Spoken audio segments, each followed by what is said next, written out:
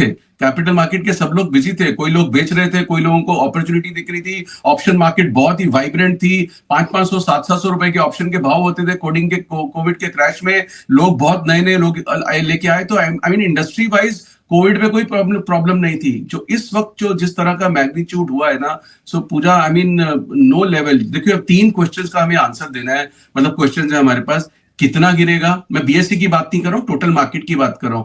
कब तक गिरेगा, कहां तक गिरेगा, और तीसरा क्वेश्चन कितना वापस जाएगा और कब जाएगा। तो ये जो वापस जाने वाली चीज है ना, यही मैं बीच में हमारी बात भी हुई थी कि हम 3-4 महीने तक हम यही बात करते रहेंगे और it will be grinding market. लेकिन अब तो पहले 2 वाली चीज जी जो चीज है कि कितना गिरेगा और कब तक गिरेगा, यही मतलब एक डेंजरस प्रेपोजिशंस ले रही है। तो आज के गिरने के बाद तो कुछ भी लेवल टूट सकते हैं पूजा नीचे में। तो मतलब क्योंकि अब वो सीवियर कैपिचुलेशन वाले साइंस भी दिख रहे हैं सब, मतलब बिल्कुल जैसे होता है ना कि हाथ से गाड़ी निकल गई है, उस तरह की चीज हो रही है। तो कैपिचुलेशन के आगे कोई भी चीज नहीं चलती है। मतलब आई डोंट थिंक सो कोई डेटा या कोई चार्ट या कोई लेवल कोई वर्क कर पाता है। लेवल्स की हम बात करते रहेंगे। सो आई थिंक आज भी जैसे मार्केट जिस तरह से घटी है, पहला दिन ऑफ न्यू एक्सपायरी और सारा कटने के बाद, मुझे लगता है कि अभी भी जो 400 पॉइंट है शायद ये लोएस्ट ऑफ द डे ना हो जाए, या कल और मार्जिन कॉलिंग हो जाए। तो ये जो स्टॉक्स में अब जैसे पूजा कल पॉली के अभी उसमें कुछ हुआ, क्या उस न्यूज से एक न्यूज अगर आई तो क्या इतना मतलब पैक ऑफ कार्ड्स की तरह गिर जाते हैं।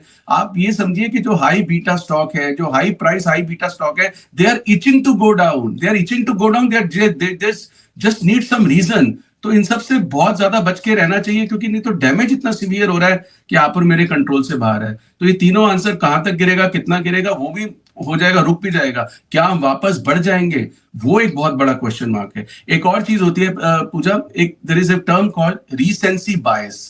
रीसेंसी बायस के रिसेंट हमने क्या देखा हुआ है, मार्केट आज पहली बार तो इस तरह से, अगर पिछले 2-3 साल में भी देखें, यूक्रेन क्राइसिस में भी बड़ा फॉल आया, अदानी फियास्को में भी फॉल आया, एलटीसीजी बड़ा फॉल आया, इलेक्शन के दिन भी फॉल आया, लेकिन वो सारी रिकवरीज हो जाती थी। तो वो रीसेंसी बायस है हमारे माइंड में कि नहीं, जब भी घटता है वापस बढ़ जाता है, और कितना घट जाएगा। इस बार जो मैग्नीट्यूड है उसने, मैग्नीट्यूड जिसकी मैं बार बार बात करता हूं, उस मैग्नीट्यूड ने अपना इफेक्ट दिखाया है। अब इफेक्ट तक कहां तक जाएगा, ऑनेस्टली पूजा बहुत कहना मुश्किल है। ये तो आप जितना बच सकते हैं, मतलब सबके लिए वो ये रिस्क मैनेजमेंट वाली बात। आप जो कह रहे हो वो पॉइंट सही भी है, क्योंकि पिछली बार कोविड के ले लो या इलेक्शन का ले लो या जो भी चीज पे ले लो जिसमें फॉल आया, पहले बढ़ जाता था। इस